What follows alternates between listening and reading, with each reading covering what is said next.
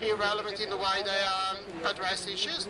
Now, we are hoping that we're going to be a little bit better than the media. Anyway, I'll hand on to Rosalie now. Sorry. Topic. Terrorism. A different perspective or a different view.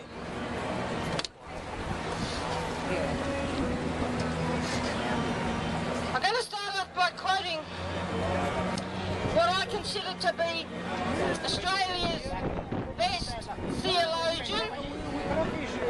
And this is what he said: the greatest threat for humanity in the 21st century is not nuclear war, disease, poverty, hunger or economic distress.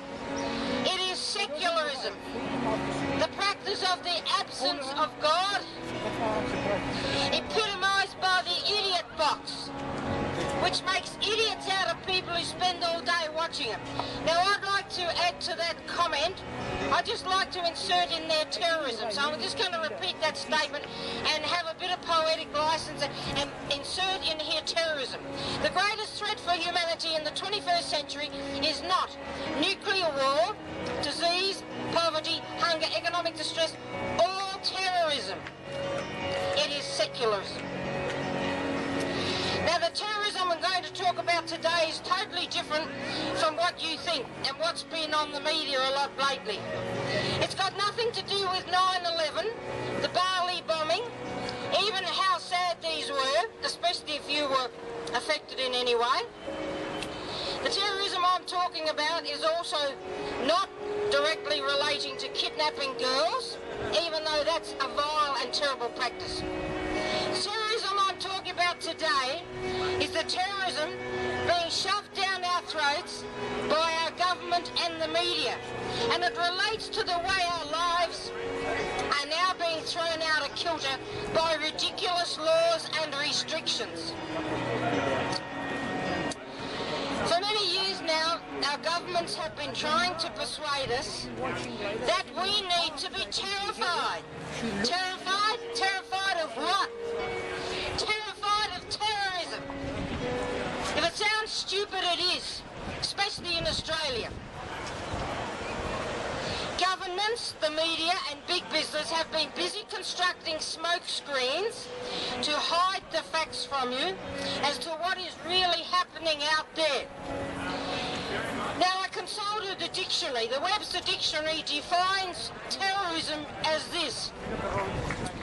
Terrorism is systematic intimidation or bullying. That is continuous intimidation. Now, this irrational fear strategy perpetrated by governments, the security industry, and the media, and big business, has been taken to the most ludicrous proportions so that our everyday freedoms are systematically being removed. Now, I can talk on that subject alone for half an hour. I just came back from Sydney 2 months ago, and when I got the airport train from Mascot into the city, I got off at Central Station, and guess what? Not one rubbish bin on the station.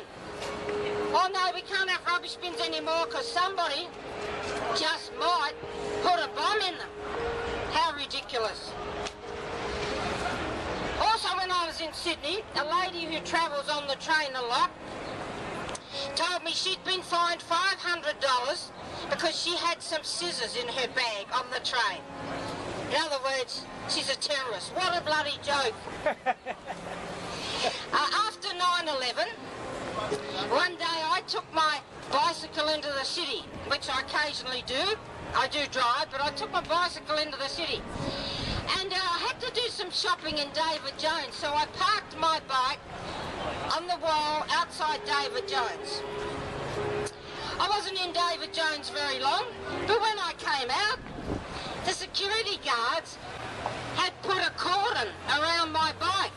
In other words, gee, this bike must have a bloody bomb on it. What a joke. You know, there are so many stories we could tell each other about security gone mad in this city of Melbourne.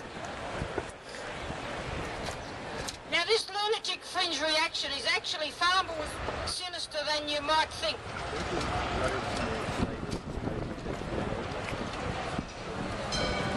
I spoke on this topic actually 7 years ago in this same place, and at that time I heard a professor make this comment.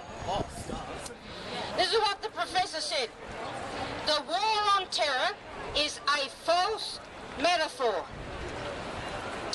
that has been taken seriously. Now, what is a metaphor? A metaphor is a play on words, to use words to mean something that they really don't. So that's what he said. The war on terror is a false metaphor that has been taken seriously. The whole function of institutionalised terrorism is to intimidate and harass people so that they will not challenge the powers that be or the status quo, and so that these people will not cause disruptions by asking difficult questions to these so-called authorities. Now, I'm going to quote to back up what I've just said, because it's not just me that has this opinion. There are thousands of people out there. I'm going to read 2 letters from last Saturday's Age newspaper. This is what the first one said. It is Tony Abbott's fear-mongering that is scaring ordinary people out of their daily way of life. The second letter to the Age reads, I feel more threatened by the fact that billionaires and powerful industry lobby groups have total control over my country's direction than any alleged terrorist plots. On 3AW Wednesday this week, after the recent incident in Melbourne where policemen were injured, which I'm not saying was a good thing, however, the caller said on 3AW, the recent incident had been overplayed and was causing heightened fears among the public. Now, you might think that terrorism is a fairly recent construct. I'll call it a construct. In fact, the word terror is mentioned in the Bible a number of times. In World War II, Winston Churchill used the word terrorism. And in the French Revolution, the Jacobites used terrorism to intimidate the poor and create fear. Neo-Jacobites, sorry. In Australia in the 40s and 50s, it was the Yellow Peril. In other words, the Japanese. They were the big bogies that we had to be terrified of. Then under Robert Menzies, it was the Reds under the beds, or the Communists, that we had to be frightened of. Today we even have eco-terrorism. Would you know what eco-terrorism is? I think it's nonsense. Hey? I think it's nonsense. Yeah. No, seriously. It might refer to how deliberately and senselessly harming our environment. You can go too far in that definition, but I think we do have a right to do a requirement to look after the environment. Yeah, that's right, yeah. Now, this week I've been listening to Parliament. The Parliament of Australia, the governing institution. The Abbott government has just passed a bill to amend Section 92 of the ASIO Act, Australian Security and Intelligence Organisation Act, to give ASIO greater powers. Now, this law has been passed, however, the Law Council of Australia opposed this law to give draconian new powers to ASIO. Now, the legislation involves use of listening devices in homes and tracking devices in cars. And so ASIO can now go and put these in all sorts of people's homes and cars. Anyway, the government passed legislation, and I think this is really, beyond the bounds of belief, that if you disclose the identity of any ASIO officer, you will be jailed for 10 years. That's all. That's all you have to do. Used to be 5 years. Now it's 10 years. Simply for disclosing the identity of an ASIO officer.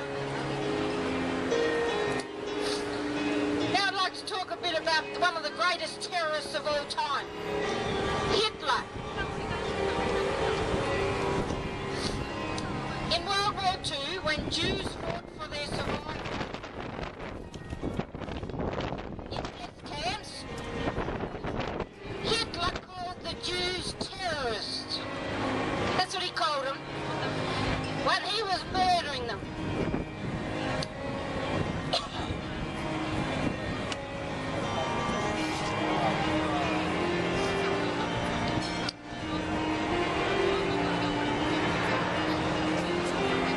You want to speak? You want to speak it? Free. If you want, brother, you can have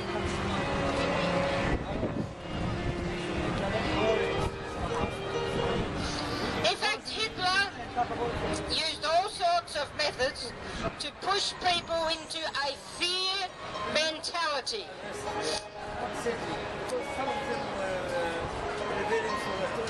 You may not be aware of this, but Hitler actually used movies and films to change people's perceptions and to sway the population to support his regime.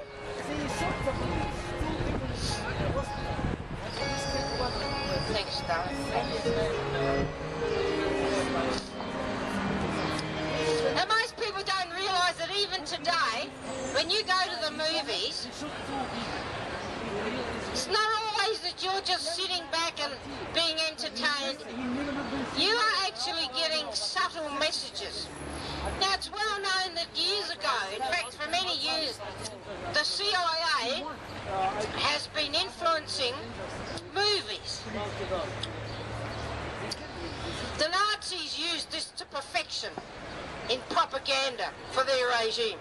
They also perfected radio as a propaganda tool. One of the great movie producers of Hitler's time created propaganda films for the Nazi war machine.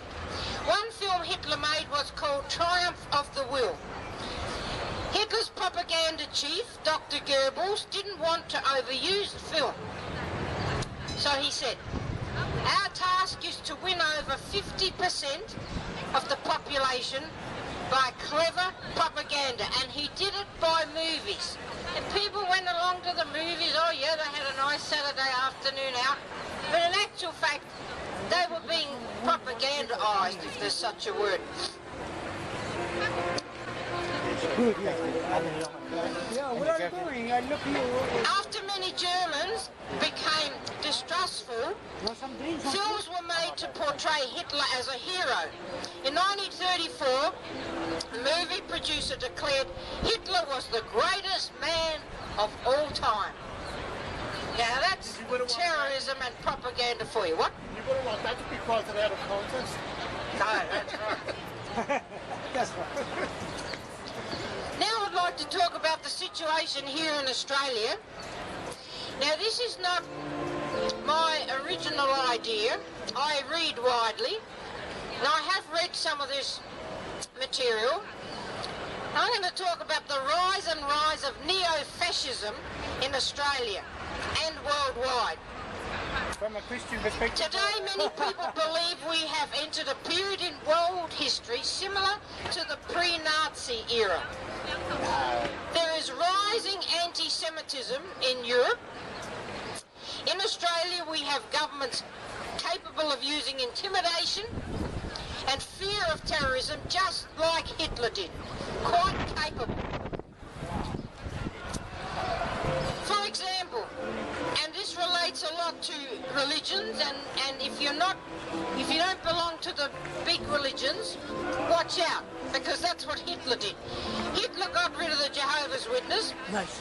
In 1939, Australia actually banned Jehovah's Witnesses, just like Hitler. 1939, Australia actually banned Jehovah's Witnesses. Yeah, it's interesting, yeah. A few years ago, there was a media-driven witch hunt on the exclusive brethren. Now, I'm not here to push any religious group, be it Jehovah's Witness or Exclusive Brethren or the Catholic Church or the Baptist Church. I'm not here to promote any particular group. Now, Hitler not only tried to exterminate the Jews, he also wanted to exterminate Jehovah's Witnesses, Gypsies, and other minority groups.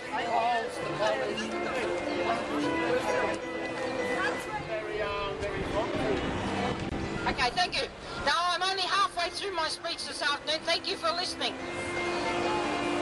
Now, in Australia, we have demonisation of the disadvantaged and people who are not at the top of the power and money tree. And if you doubt that statement, just have a look at the latest Abbott budget. What it does to students, the unemployed and other disadvantaged groups.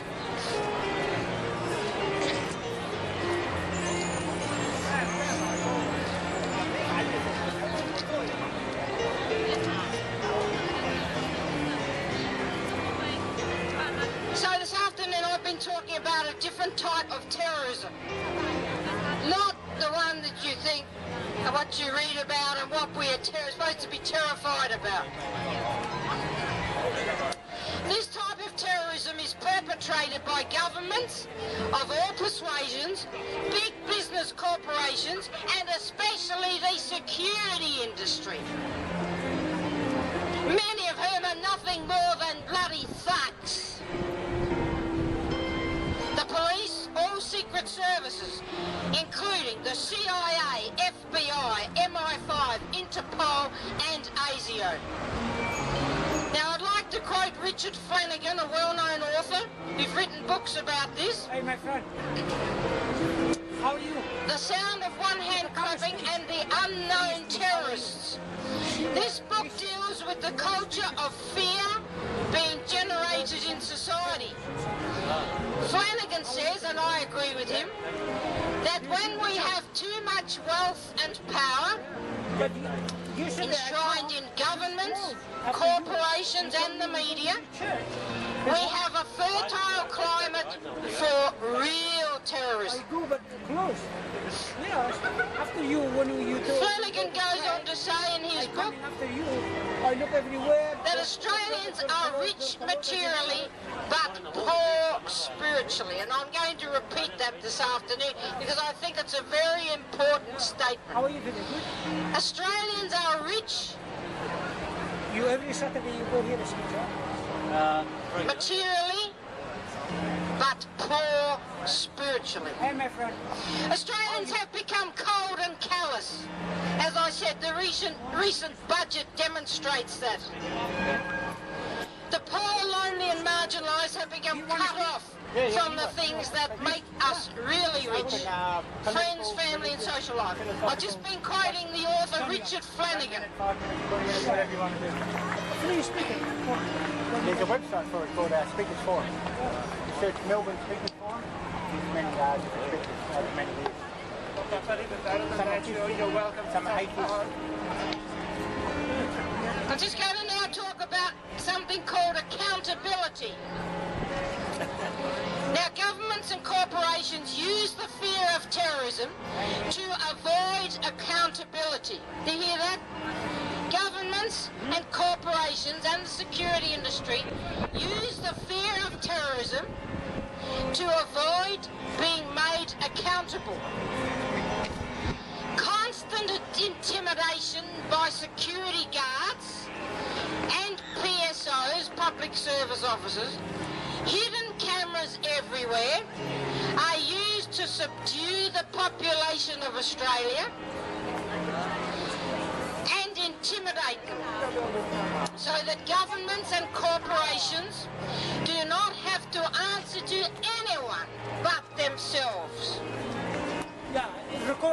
speak? Then, of course, we have smaller organisations which feed off the big corporation sharks. For example, the security industry. And in turn, the corporations feed off these in a cannibalistic orgy of self-preservation. Okay, I'm about to finish this afternoon, and for those who've been listening, thanks very much, I appreciate it. My conclusion this afternoon is, as a Christian, I'm just going to briefly quote the Bible. In the book of Peter, the Bible says, "Be not afraid of their terror, neither be troubled." The biggest threat to Australians is not terror, but apathy. No. Apathy, that the battle for our minds is virtually over and you are the losers, my friends. People are now apathetic to the poor and disadvantaged. They are apathetic to the control of their minds by media megalomaniacs like Rupert Murdoch and Packer, governments and big business. My solution this afternoon, ladies and gentlemen, is stop being terrorised by Big Brother, governments and corporations and the security industry. So wonder they're not out here. I had my photo taken by a security person from this very library not long ago. I find that offensive. That is what terrorism is. This is all about free speech here. This is free speech, and that infringes on my freedom to speak publicly. No, they can take photos if they want, you know. So my solution is stop being terrorised by Big Brother, governments and corporations, and start thinking about where this country is going, because it's down the gurgler, whether you realise it or not. And maybe think about where your own life is going. Not just now, but for eternity. Thank you. All the best. Good. Go on.